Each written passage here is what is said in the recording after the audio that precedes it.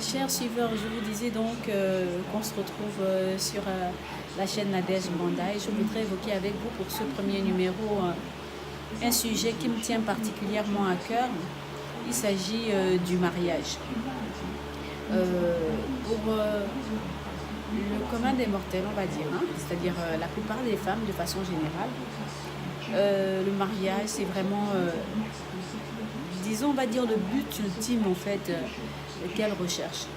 Donc, de plus en plus de femmes souffrent du fait d'être seules, de devoir prendre en charge toutes les charges, voilà, de devoir se construire seule, et certaines sont prêtes à tout même pour pouvoir entrer dans un foyer.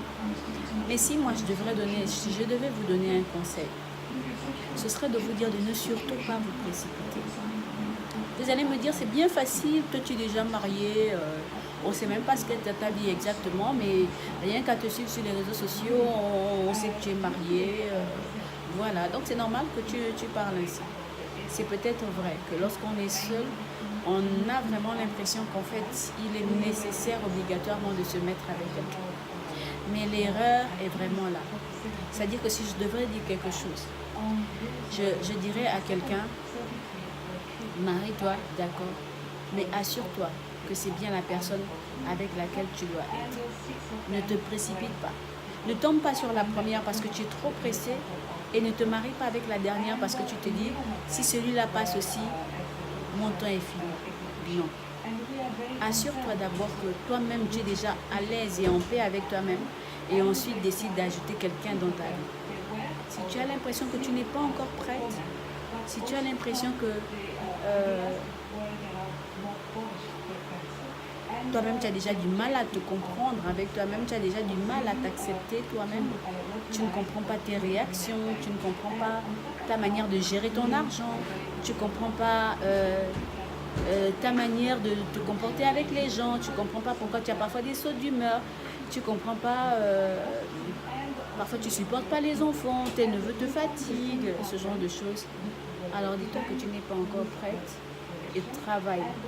Travaille sur toi-même. Si tu es croyante, travaille avec ton Dieu dans la prière. Et puis, ensuite, laisse Dieu faire et laisse Dieu agir.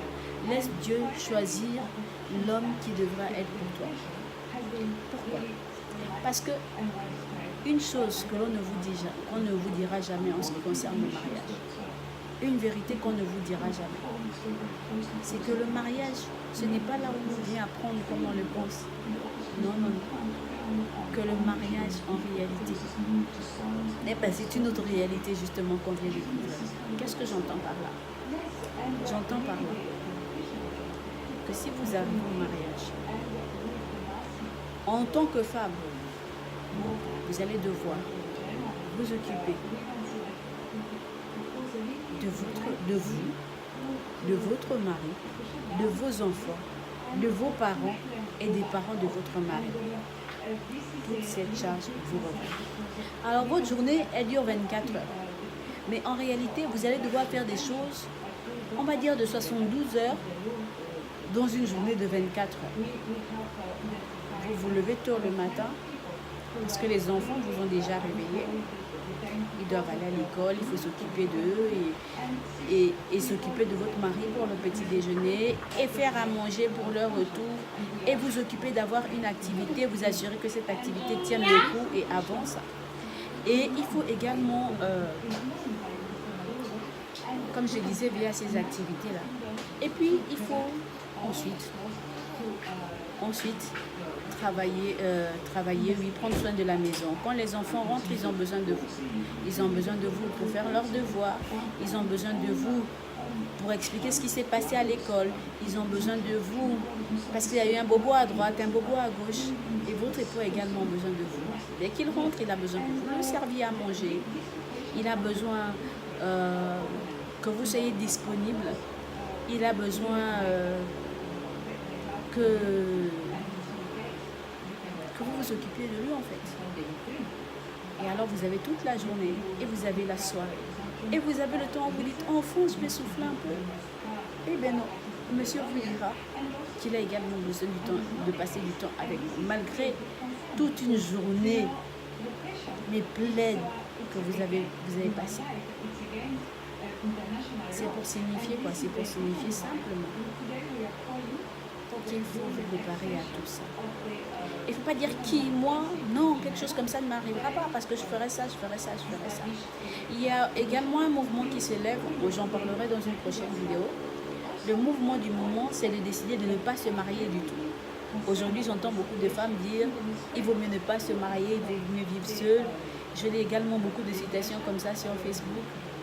Je vous avoue que qu'est-ce que j'aurais aimé vivre ça. Vraiment, vivre seul. Simplement, je ne pense pas dans mon intime conviction que ce soit ce que Dieu aurait voulu pour la femme comme pour l'homme. Je ne pense pas. Pour la simple et unique raison que c'est vrai que c'est difficile, mais derrière, lorsqu'on a une famille, on a un ami à qui parler, quand on ne peut pas encore s'adresser à tout le monde.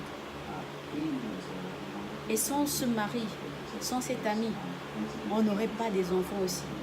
Des personnes qui nous ressemblent, qui sont une partie de nous, qui ont même nos traits, mais qui ont des personnalités tellement particulières.